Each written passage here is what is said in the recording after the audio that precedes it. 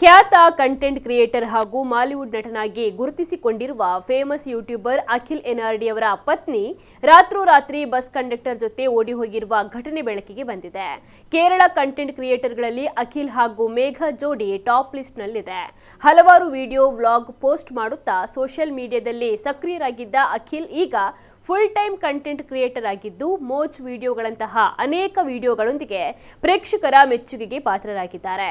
ಇನ್ನು ಇವರ ಪತ್ನಿ ಮೇಘ ಸಂಸಾರ ಮಾಡಿಕೊಂಡೇ ಇದ್ದು ದಿಢೀರಾಗಿ ಬಸ್ ಕಂಡಕ್ಟರ್ ಜೊತೆ ಓಡಿ ಹೋಗಿದ್ದು ಆಶ್ಚರ್ಯವೇ ಸರಿ. ರಾತ್ರಿ ವೇಳೆ ಲಗೇಜ್ ಹಿಡಿದುಕೊಂಡು ಮನೆಯಿಂದ ಓಡಿ ಹೋಗುವ ದೃಶ್ಯ ಕೂಡ ಸಿಸಿಟಿವಿಯಲ್ಲಿ ಸೆರೆಯಾಗಿದೆ. 1 ವರ್ಷಕ್ಕೂ ಹೆಚ್ಚು ಕಾಲ ಮರ್ಚೆಂಟ್ ನೇವಿಯ ಭಾಗವಾಗಿದ್ದ ಅಖಿಲ್ ಅವರ ಬಾಳಿನಲ್ಲಿ ನಡೆದ ಈ ಘಟನೆ ಎಲ್ಲರಿಗೂ ಶಾಕ್ ನೀಡಿದೆ. ಇವರಿಬ್ಬರು ನೆರೆಹೊರೆಯವರು ಎನ್ನಲಾಗಿದ್ದು ಪರಸ್ಪರ ಇಷ್ಟಪಟ್ಟು ಮದುವೆಯಾಗಿದ್ದಾರೆ ಎಂದು ತಿಳಿದು ಬಂದಿದೆ. ಆದರೆ ಓಡಿ ಹೋಗಿರುವ ಮೇಘ ಅಖಿಲ್ಗೆ ಬೇರೆ ಸಂಬಂಧವಿದೆ ಎಂದು ಆರೋಪಿಸಿದ್ದಾರೆ. ಇದೀಗ ಇಬ್ಬರಿಗೂ ಡಿವೋರ್ಸ್ ಪಡೆಯಬಹುದಿತ್ತು ಅನ್ನುವಂತಹ ಮಾತುಗಳು ಕೂಡ ಕೇಳಿ ಬರ್ತಾ ಇದೆ.